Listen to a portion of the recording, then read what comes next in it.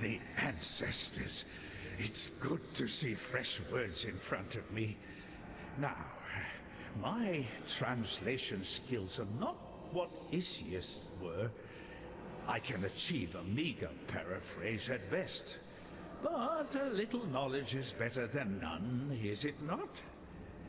Let us begin. This tapestry of truth is a threadbare cloth indeed, but at least you have allowed me to begin the first few stitches in its restoration, and to settle the memory of a dear friend. In return, allow me to give you this, a little practical wisdom to improve your lot.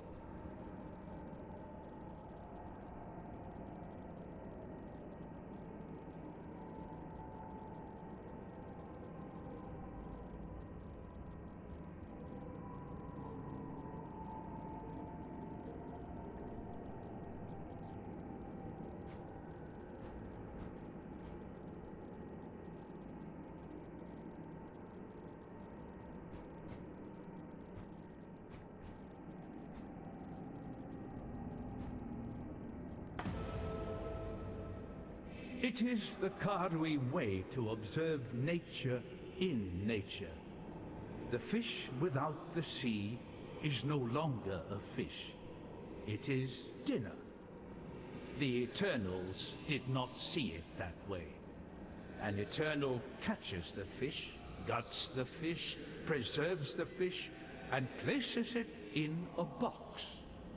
Only then does the Eternal feel he truly understands the fish.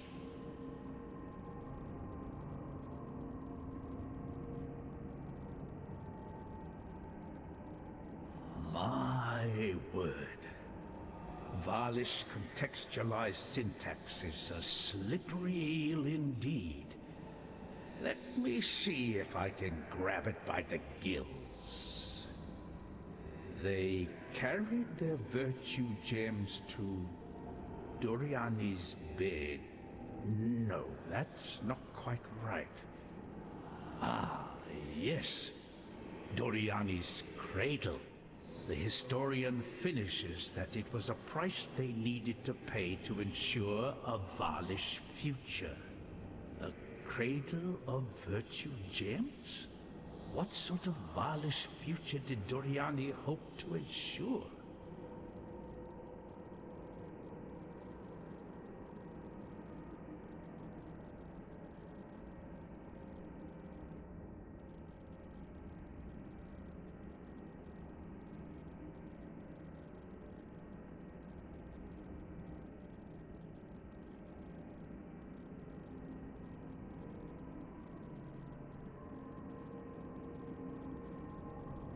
Splendid.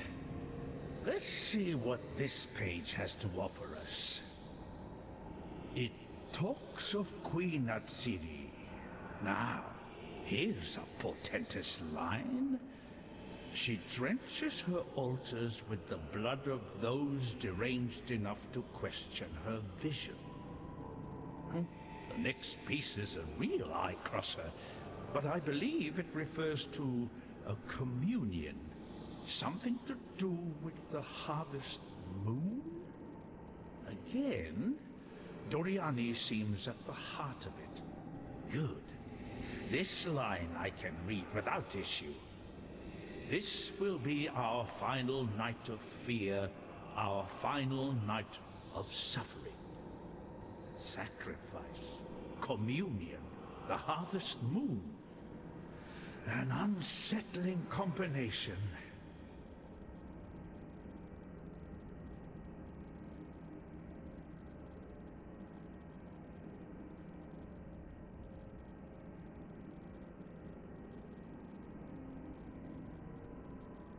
Oh my. This first line is frighteningly clear. Our queen is dead. Doriani is dead. So many have fallen, so many have changed. The latter text is almost indecipherable. It practically hums with agitation. Let me see. I can make out the words sleep, nightmare, and the beast. Whatever that may be. Our historian finishes with, "We have succeeded where our forebears did not. We have failed ourselves." I need not imagine the fall of the Val. I saw the nightmare with my own eyes.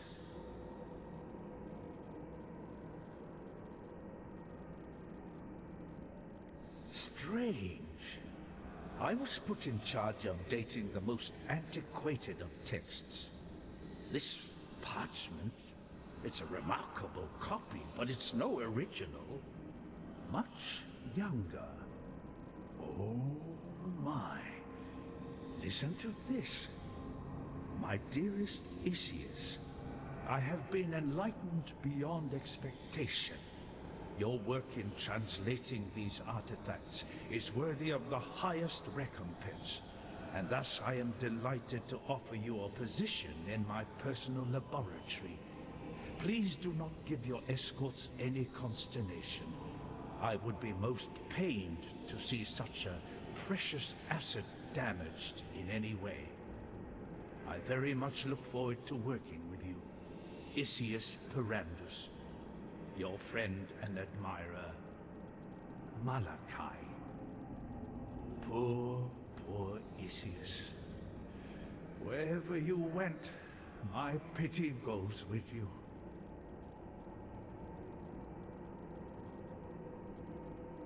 It was a Karwi Motiata that discarded my failing body of flesh in favor of canvas and oil.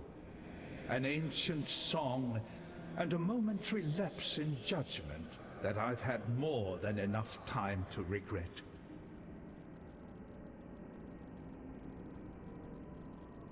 I suppose every civilization has its Doriani, its Malachi, men of divine talent and demented ambition. Without them, history would be a far less interesting place. How Malachi survived the Purity Rebellion, I don't know. He was at Emperor Vol's side before Chich's corpse was even cold. I suppose Vol found him as difficult to refuse as Isius did.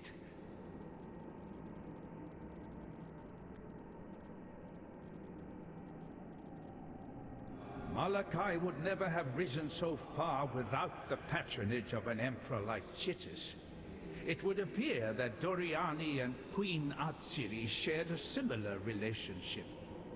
It was said of the beautiful Atsiri that she wished to see her likeness reflected in the still waters of history. Chitis was no less self-impressed. Of all the sins, vanity is the most hideous.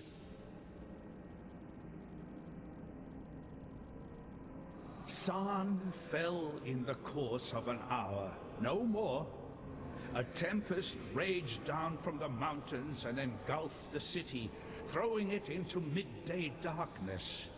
I saw madness in my colleagues' eyes, watched as the most rational men in the Empire jabbered and slavered and slaughtered each other. I witnessed Trinian, our gemling intellectus prime, engulfed by the radiance of his flaming cranial gem, and wither like a grape in the sun into a thing of desiccation and famishment. I've seen mountains spew fire in Ngamakanui. I've seen waves as tall as trees and winds that leveled warriors and walls alike. Nature is what nature is. There was nothing natural about the cataclysm.